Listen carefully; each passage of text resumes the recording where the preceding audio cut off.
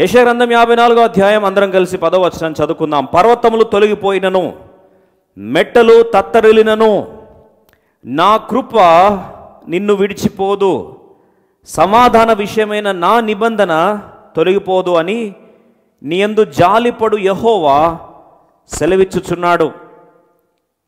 వాస్తవంగా ఆలోచిస్తే వీరి పరిస్థితి ఏమైపోయింది? దేవుడు కన్నెర్ర చేశాడు అని వారు బాధపడుతున్నారు.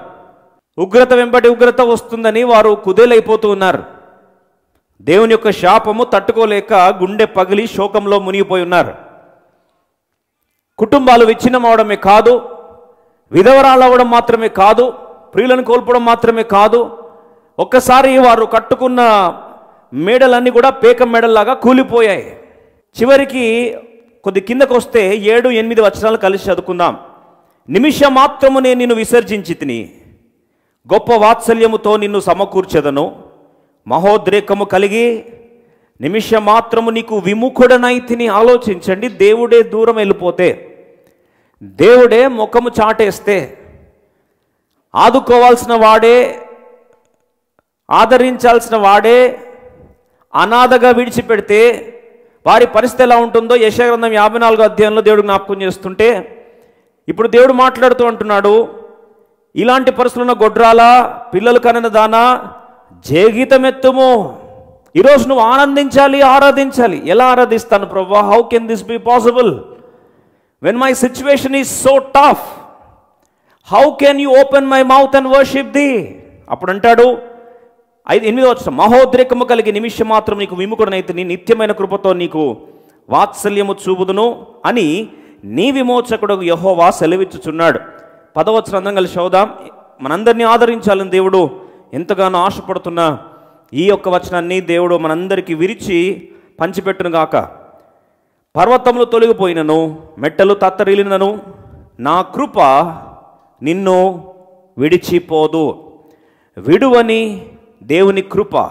ఇప్పుడు నా కృప నిన్ను విడిచిపోదు, సమాధాన విషయమైన నా నిబంధన తొలగిపోదని నీ యందు జాలిపడు యెహోవా సెలవిచ్చుచున్నాడు. ప్రభు అంటున్నాడు, నేను మీద జాలిపడుతున్నాను, నా కృప నిన్ను విడిచి వెళ్ళిపోదు. Never will my grace leave you.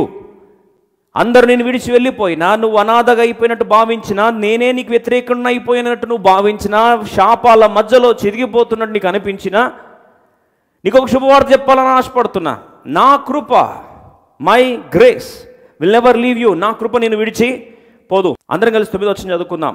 నోవాహు కాలమున జలప్రలయం గురించి నేను చేసినట్టు చేయుదును, జలములు భూమి మీదికి ఇకను పొర్లుచు రావని, నోవాహు కాలమున నేను ఒట్టు పెట్టుకొనినట్లు నీ మీద కోపముగా నుండననియు నిన్ను గద్దింపననియు నేను ఒట్టు పెట్టుకొని ఉన్నాను. ఈరోజు ప్రియ సోదరి సోదరా, కుటుంబం మేడలు కుప్పగూలిన, సంస్థలు కుప్పగూలిన, ఆరోగ్య వ్యవస్థ కుప్పగూలిన, విద్యా వైద్య రంగం చేతులెత్తేసిన, ఈరోజు ఏమవుతుందని భయాందోళన వాతావరణంలో పర్వతాల లాంటి కదలని పరిస్థితులు కూడా కదిలిపోయినట్లయినా, ఈరోజు నిజంగా దేవుని కృపను జ్ఞాపకం చేసుకుంటే ఆ వ్యక్తి ఎలా ఉంటాడో తెలుసా? కీర్తన 46:1-2 వచనాలు. సమయోచిత సహాయం కొరకు కృపాసనం యొద్దకు చేరిన వ్యక్తి ఎలా ఉంటాడు? దేవుడు మనకు ఆశ్రయము దుర్గమునై ఉన్నాడు, ఆపత్కాలములో ఆయన నమ్ముకునదగిన సహాయకుడు. ఆపద కాలం. ప్రియ సోదరి సోదరుడు, ఆపద కాలం ఉన్నావా? ఈరోజు నీ ఆపదను బయట చెప్పుకోలేని పరిస్థితులు ఉన్నావా? ఎక్కడికి వెళ్ళాలో అర్థం కాని పరిస్థితులు ఉన్నావా? 2వ వచనం చూడండి. ఆపత్కాలంలో ఆయన నమ్ముకునదగిన సహాయకుడు, ఈ కృప నన్ను విడిచిపోదని నమ్మిన వ్యక్తి. 2వ వచనం కలిసి చదువుదాం. కావున భూమి మార్పు నొందినను, నడి సముద్రములలో పర్వతములు మునిగినను. ఆలోచించండి, పర్వతం మునిగిపోయినా, భూమి మార్పు నొందినా, ఏమైనా సరే దేవుని కృప నన్ను విడిచిపోదన్న వ్యక్తి భయపడాడట. ఆదికాండం 6వ అధ్యాయం 8వ వచనం అందరం కలిసి చదువుకుందాం. అయితే నోవాహు యెహోవా దృష్టి యందు కృప పొందిన వాడాయను. కృప బైబిల్లో ఆదికాండంలో మొట్టమొదటిగా అసలు దేవుని కృప ప్రస్తావించబడిన ప్రాంతమే తొలితంగా ఈ ప్రాంతంలో. మొదటిగా ఆలోచిస్తే ఈ కృప ఎప్పుడు పొందాడు? వాస్తవంగా ఈ కృప ఎంతటి శాపాన్నైనా ఎలా తలకిందులు చేస్తుందో అర్థం చేసుకోవడానికి కొరకు ఒక్కసారి ఆ ద్వితీయోపదేశ కాండం, book of Deuteronomy chapter 23 verse 3, అమ్మోనీయుడే కానీ మోయాబీయుడే కానీ యెహోవా సమాజంలో చేరకూడదు, వారిలో 10వ తరము, బాగా వినండి, 10వ తరం, 10 generations, 10వ తరము వారైనను ఎన్నడను యెహోవా సమాజంలో చేరకూడదు. అంటే శాపం యొక్క పరిమితి, శాపం యొక్క ప్రభావం ఎన్ని తరాలండి? 10 తరాలు. ఆదాము, సేతు, కేయినాను, మహలేలు, ఎరేదు, ఎనోకు, మెతుషెల, లెమెకు, నోవా, టోటల్గా కౌంట్ చేసుకుంటే 10 మంది స్పష్టంగా మన కళ్ళ ముందు కనిపిస్తున్నారు.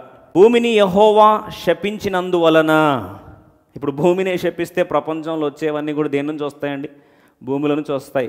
ఇప్పుడు ఆలోచించండి, భూమే శపించినందున కలిగిన మన చేతుల కష్టము విషయంలోనూ మన పని విషయంలోనూ ఇతడు మనకు నెమ్మది కలగజేయననుకొని అతనికి నోవాహు అని పేరు పెట్టాను. అబ్బా చూడండి, మొదటిగా ఆదాము అంటే మనిషి, మట్టిలోని తీయబడినవాడు. సేతు, రెండవది సేతు, నియమింపబడినవాడు, మట్టిలోని తీయబడినవాడు, నియమింపబడ్డాడు. ఎనోషు దేనికి నియమింపబడ్డాడు? మర్త్యత, మార్టల్, మనిషి నియమింపబడ్డవాడు మర్త్యమైన దానికి. నాలుగోదిగా కైనాను అనగా సారో, శోకమునకు అప్పగించబడేవాడు. అయితే ఇప్పుడు కైనాను ఎవరిని కన్నాడు? మహలేల్ని కన్నాడు. మహలేల్ అనగా ద బ్లెస్సెడ్ గాడ్, స్తుతింపబడబోతున్న దేవుడు, ధన్యుడైన దేవుడు. ఇప్పుడు ధన్యుడైన దేవుడు ఎప్పుడైతే ఉన్నాడో ఆ మహలేలు ఎవరిని కన్నాడు? ఎరేదుని కన్నాడు. ఎరేదంటే ధన్యుడైన దేవుడు దిగివచ్చును. 21 తర్వాత ఎరేదేవుని కన్నాడు? హానోకు అంటే ధన్యుడైన దేవుడు దిగివచ్చి బోధించును, బోధించును. హానోకు ఎవరిని కన్నాడు? మెతుషెలగా అంటే ఏమని బోధిస్తాడు? హిస్ డెత్ షెల్ బ్రింగ్, ఆయన మరణము ఒక కార్యాన్ని చేస్తుంది, ఆయన మరణము పలాని ఆశీర్వాదం తీసుకొస్తుంది. ఏమి తీసుకొస్తుంది? లెమెకు అంటే నిరాశలో ఉన్నవారు, ఇంకో మాటలో కృంగుదల్లో ఉన్నవారు, కృషించిపోయి ఉన్నవారు, నైరాశ్యంలో ఉన్నవారు, వారికి ఏం తీసుకొస్తారంట? నోవాహు అంటే ఆదరణ. ద్వితీయోపదేశకాండం 7వ అధ్యాయం 9వ వచనం అందరం కలిసి చదువుకుందాం. కాబట్టి నీ దేవుడైన యెహోవా తానే దేవుడనియు, తన్ను ప్రేమించి తన ఆజ్ఞలు అనుసరించి నడుచుకున్న వారికి తన నిబంధనను స్థిరపరచువాడును, 1000 తరముల వరకు కృపచూపు వాడును, నమ్మదగిన దేవుడుననియు, తన్ను ద్వేషించు వారిలో ప్రతివానిని బహిరంగముగా నశింపజేయుటకు వానికి దండన విధించువాడననియు నీవు తెలుసుకొనవలను. His grace is sufficient. శాపాన్ని ఆశీర్వాదంగా మారుస్తుంది, ఉగ్రతను నెమ్మదిగా మారుస్తుంది, స్వాంతనగా మారుస్తుంది. దేవుని యొక్క శాపము ఉగ్రతను దేవుని యొక్క సమాధానంగా మారుస్తుంది. ఒక్క మాటలో చరిత్రని మార్చేది ఈ కృప పొందిన వ్యక్తి యొక్క జీవితం. ప్రియ సోదరి సోదరుడా, ఇవన్నీ కూడా కుమారుడైన యేసుక్రీస్తు ప్రభువారి